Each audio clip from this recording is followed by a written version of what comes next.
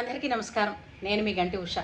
నా మిత్రులకి, శ్రేయోభిలాషులకి, సబ్స్క్రైబర్స్కి నా వీడియోస్ని మంచి మంచి కామెంట్స్ తోటి ప్రోత్సహిస్తున్నటువంటి అభిమానులందరికీ కూడా కృతజ్ఞతాభివందనాలు. ఈ మధ్య కాలంలో నోటు దురుస్తనం ఎక్కువైపోయిందండి చాలామందికి. ఇప్పుడు యూత్ననే అక్కర్లేదు, అందులో యూత్ ఎక్కువగా ఆ కాంట్రవర్సీలో పడుతుంది కాబట్టి యూత్ అని అంటున్నాం. కానీ నోటు దురుస్తనం ఎక్కువైపోయిందండి. చిన్నప్పుడు అదే చెప్పేవారు, నోరా వీపుకు తాకే అని ఒక సామెత చెప్తూ ఉండేవారు. అంటే నోటుతో వాడిన మాటను బట్టే వీపుకి విమానం మూత మోగుతుందా, లేదంటే మెళ్ళో హారం పడుతుందా, అంటే గౌరవించబడతారా లేదంటే తిరస్కరించబడతారా సభ్య సమాజంలో అన్నది నోరు ఒక్కటే చెప్తుందని. నోరు మంచిదైతే ఊరు మంచిదవుతుందని ఇన్ని మనకి ఉత్తినే చెప్పలేదండి. అవన్నీ వాళ్ళందరూ కూడా అనుభవంతో కూడి చెప్పారు మనకి. ఇప్పుడు ఈ మధ్యన ఈ రణబీర్ ఆయన the India got latent show అనే ఒక గొప్ప షో, దిక్కుమాలిన షో. అంటే షోని మనం అన్నామని కాదు, అంటే ఇప్పుడు ప్రశ్నలు తయారు చేస్తారు, అడుగుతారు అని అన్నప్పుడు ఈ కోర్ కమిటీ ఏమీ ఉండదా? అడిగే ప్రశ్నని ఈ ప్రశ్న అడగచ్చా, ఇది ఒకవేళ యూట్యూబర్స్ని ఇబ్బంది పెడుతుందా, లేదా ఇప్పుడు యూట్యూబ్లో విడిచిపెట్టామంటే విశ్వంలోకి విడిచిపెట్టేశాం కదా. అందులో అది చూసేవాళ్ళు నెటిజన్సే కాదు, తన తల్లి తండ్రి కూడా ఉంటారు కదా. ఇది తన మీదకి వస్తుందా, తన తల్లిదండ్రుల మీదకి వెళుతుందా, అపవాద కింద మారుతుందా, సభ్య సమాజం మీద పడుతుందా అన్న ప్రభావం, ఇంకిత జ్ఞానం, ఆలోచన అక్కర్లేదా? 2 కోట్ల రూపాయలు ఇస్తావా పని చూడడానికి? నువ్వు చూసావా ఎప్పుడైనా? ఏనాయనా అయిందా? నేల విడిచి సాము చేసావు, పడ్డావు నేల మీద కదా. అంటే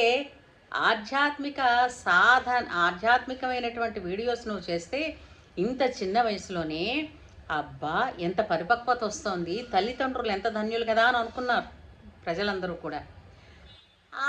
అదేంటబ్బా బుద్ధి ఇలా గడ్డి తిన్నది. ఒకానొక వీడియోలో ఈ రణవీర్ గారి తల్లిగారు, ఆవిడ ఒక గొప్ప నోబెల్ వృత్తిలో ఉన్నారు, వైద్య వృత్తి.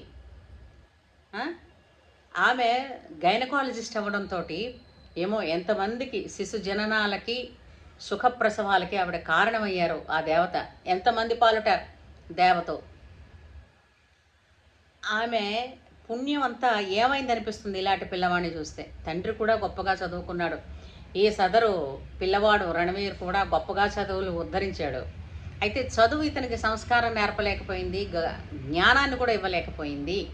అంటే కారణం ఏంటో అదే అర్థం కావటం లేదు. ఎందుకు అనంటే వాళ్ళ అమ్మగారు చెప్పారు ఒక ఇంటర్వ్యూలో, నేను నా పిల్లలకి సంస్కారమే ఇచ్చాను అని. మరి సంస్కారమే ఆవిడ ఇచ్చి ఉండొచ్చు, ఆవిడ తప్పు లేదండి. కానీ వెర్రి తలలు వేస్తోంది. అంటే డబ్బు, పేరు, పరపతి ఉన్న మీదట ఏమి మాట్లాడినా చెల్లుతుంది. అది ఒక హాస్యం కింద, కామెడీ కింద తీసుకుంటారనుకుంటారు. అసలు హాస్యం అనేటటువంటిది నవరసాల్లోనూ ఒక రసం అండి. దేని కింద ఉపయోగించుకోవాలో తెలియటం లేదు. ఎటువంటి ప్రశ్న అది. ఒక్కసారిగా సభ్య సమాజం తుళ్ళిపడింది అటువంటి ప్రశ్న కోసం.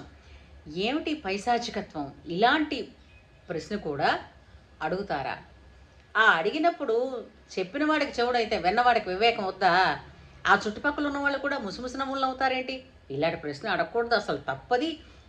ఇలాంటి ఆలోచన నీకు ఎలా వచ్చిందన్న మాట కూడా ఎవరూ అనలేదే.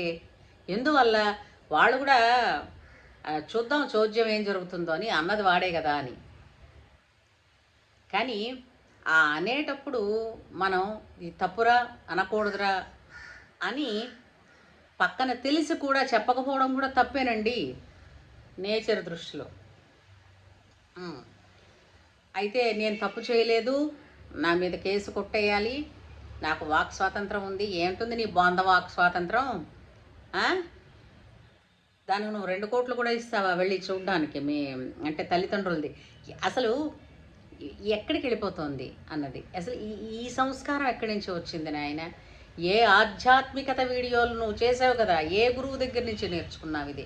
అనవసరంగా నువ్వు చేసిన పనికి నీ తల్లిదండ్రుల్ని, పెంపకాన్ని, నీ గురువుల్ని, నీ విద్యని ఇంతమందిని అనాల్సి వస్తోంది. ఏం చేయమన్నావు? నిజంగా వాళ్ళందరి లోపం లేకపోవచ్చు, నీ పైచ నీకు ప్రజ్వరిల్లిపోయింది ఇలాగా. మొత్తం మీద ఏమైంది? 100 అప్పడాలు ఒక దుడ్డు దెబ్బతో సరి అన్నట్టుగా నువ్వు అంత డబ్బు సంపాదించావు, పేరు సంపాదించావు, చతికిలబడ్డావు శుభ్రంగా. సుప్రీంకోర్టు శుభ్రంగా మొహం వాచేటట్టు వాట్లు పెట్టి నీకు అద్భుతమైనటువంటి అంటే మొత్తం మొదలు నరికి పడేసింది శుభ్రంగాను. ఇక మీద యూట్యూబ్ వీడియోస్ చేయొద్దని, అలాగే చెప్పకుండా ముందస్తు సమాచారం లేకుండా దేశాన్ని దాటకూడదని. ఇది చాలదయ్యా శిక్ష, అరెస్ట్ చేయక్కర్లేదు. ఇంతకన్నా వేరే శిక్ష ఉందా? నువ్వు వీధిలో కనపడినా, బయటికి వెళ్ళినా, ఎక్కడికి వెళ్ళినా నేను చూసిన ప్రతి వాళ్ళు వీడే కదా ఇలాంటి ప్రశ్న అడిగింది, వీడే కదా, వీడికేం తెగులు పట్టిందిరా అని అనుకోరా? ఆలోచించండి యూత్. ఏ ప్రశ్నని అడగాలి, ఏ ప్రశ్నని అడగకూడదు, కనీసం ఈ సంస్కారమైన, ఈ విచక్షణైనా మీలో రాకపోతే మాత్రం మీ వలన మీకు గురువు నేర్పిన, మీకు విద్య నేర్పిన గురువులు, మీకు సంస్కారం నేర్పిన తల్లిదండ్రులు, మిమ్మల్ని చదివించినటువంటి, మీకు డిగ్రీలు ఇచ్చినటువంటి విశ్వవిద్యాలయాలు సిగ్గుతో తలవంచుకుంటాయి. ఆలోచించండి. ఎవరైనా చీవాట్లు పెడుతున్నారు, ఎంతమంది పెడతారరా? అందరూ నన్ను చీవాట్లు పెడుతున్నారని నువ్వు అలాంటి పని చేసావు కాబట్టి పెడతారు. కాషాయం కట్టిన వాడల్లా సన్యాసి కాడని ఇదిగో ఇప్పుడు నీ ప్రవర్తనే అందరికీ రుజువు చేసింది. ఆధ్యాత్మిక వీడియోలు చేస్తున్న పిల్లడు ఇంత చిన్న వయసులోనే ఎంత ఆధ్యాత్మికత వైపు అతనికి దృష్టి ఉందని సంతోషిస్తూ ఉండగానే, ఇంకా పూర్తవలే, అప్పుడే గుణం బయటపడింది. ఈ పనులు చేయడం ఎందుకు? ఇప్పుడు వీడియోస్ చేయలేకపోతే, కొన్నాళ్ళు వీడియోలు చేసాం, పేరు వచ్చింది, పర్వాలేదు, డబ్బు వస్తుంది, నలుగురిలో మంచితనం ఉంది, అది అలా ఉంటే ఎంతో బాగుండేది కదూ. ఇప్పుడు అక్కడి నుంచి కూడా పెరుగుట విరుగుట కొరకే, ధర తగ్గుట హెచ్చుట కొరకే అన్న సామెత చెప్పినట్టుగా పాతాళానికి వెళ్ళిపోయావు నాన్న. మళ్ళీ పాతాళం నుంచి మళ్ళీ పైకి ఎలా వస్తావు? టైం పడుతుంది.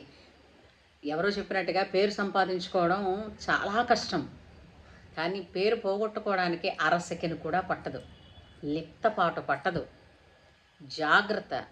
ఒక మాట మనకి ఇంగ్లీష్లో కూడా ఒక ప్రొవర్బ్ ఉంది కదా, బిఫోర్ యూ స్పీక్ ఏమిటది అని ఒక ఏదో సామెత వస్తుంది.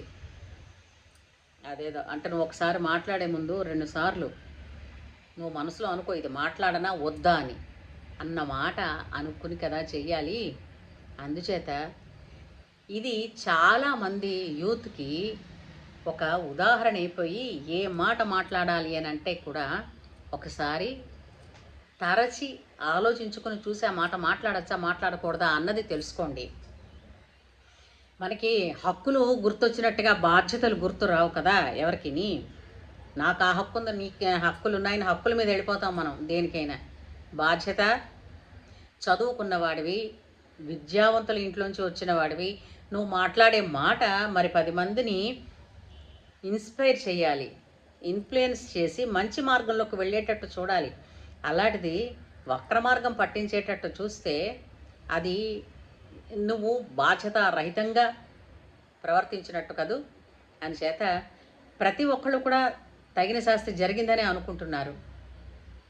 నిజమే జరిగింది, కానీ ఎప్పుడైనా సరే మళ్ళీ మారడం అన్నది మనిషి ప్రవర్తనలో తెచ్చుకున్నటువంటి అది నీ జ్ఞానం నీకు నేర్పించాలని, ఆ జ్ఞానం కలిగి నువ్వు మళ్ళీ చేసిన తప్పులు దిద్దుకుని మళ్ళీ ఎదగాలని నేను ఆశిస్తున్నాను.